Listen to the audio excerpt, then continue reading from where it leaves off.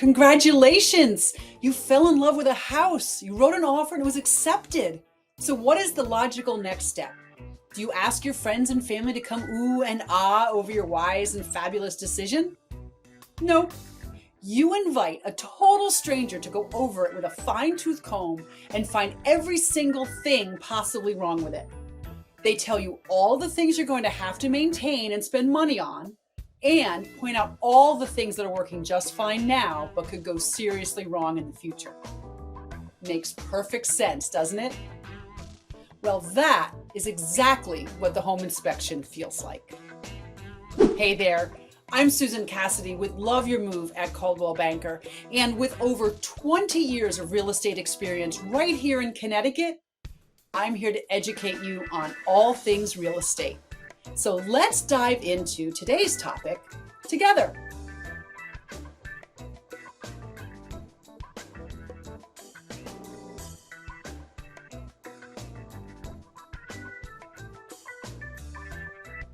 The home inspection is a process that is fraught with stress and misunderstanding, but it doesn't have to be. Today, we will cover the basic purpose of the home inspection and its place in the real estate transaction.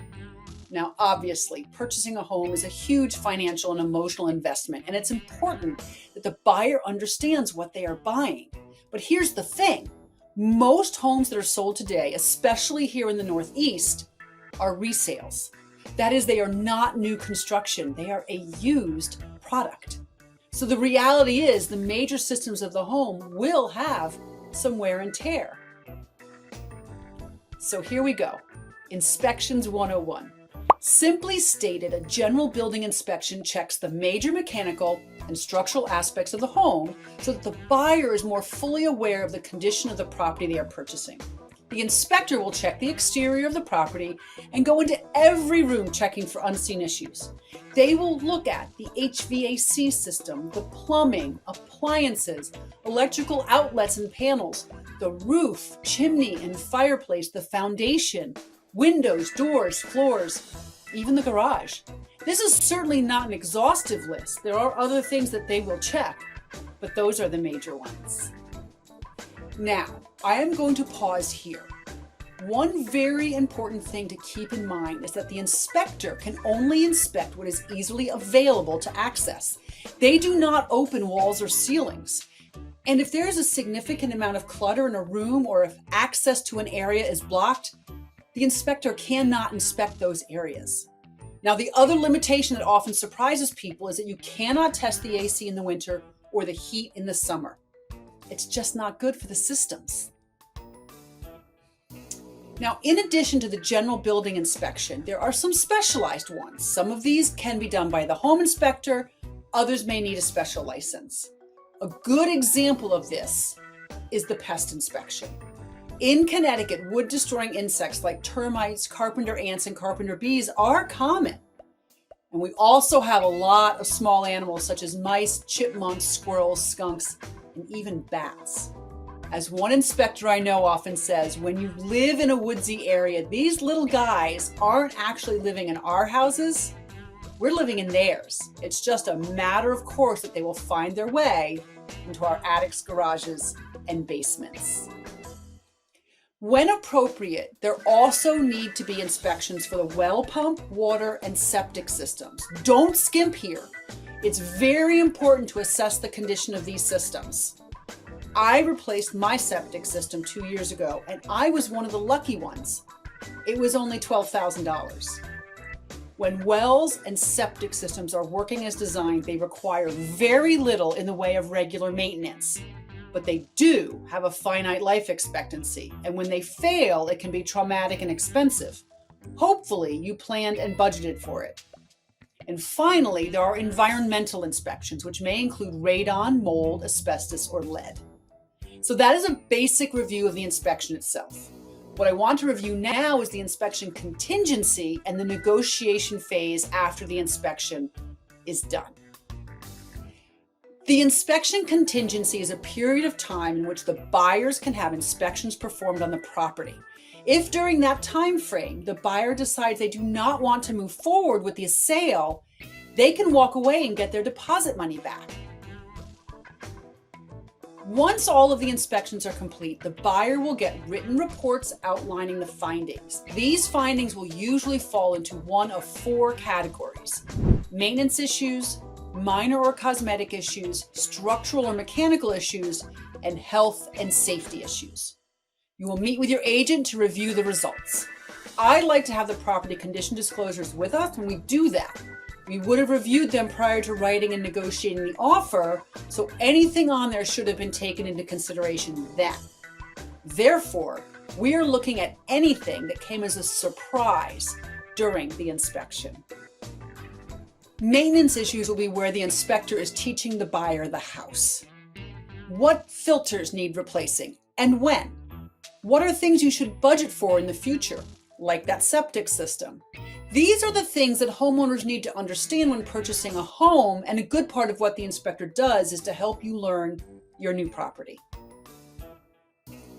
Minor or cosmetic issues are small imperfections. For example, some cracked tile in the bathroom, a torn screen, maybe a loose toilet seat cover, interior doors that don't open and close smoothly.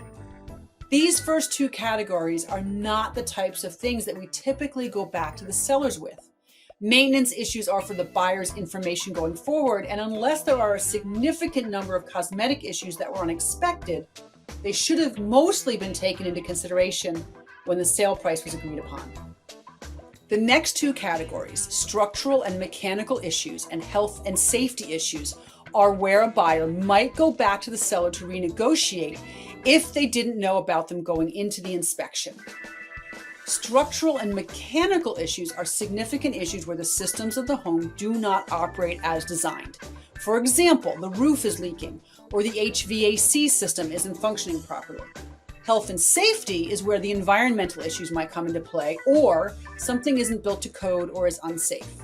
For example, if the radon reading came up high, over 4.0 in Connecticut, or the chimney flue is compromised and CO2 can leak into the home.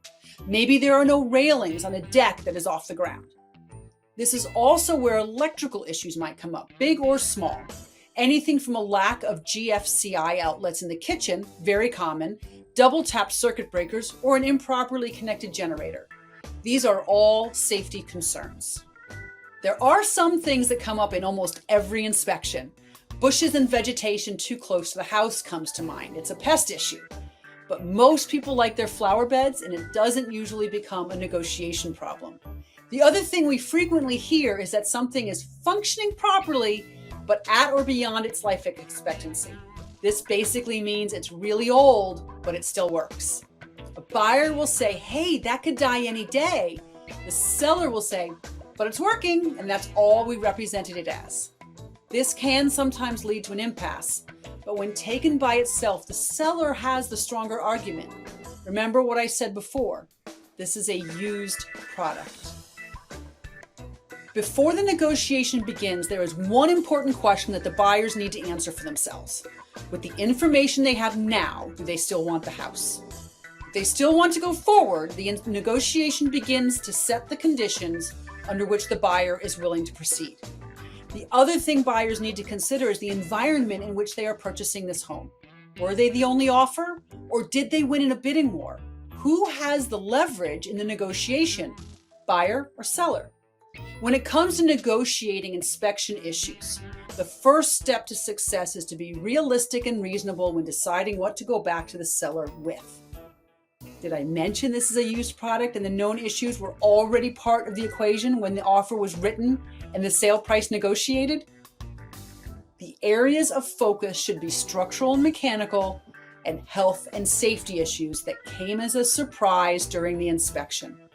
The buyer's agent will write up the list of requests for the seller and indicate whether they want them repaired or replaced or whether they want a credit at closing.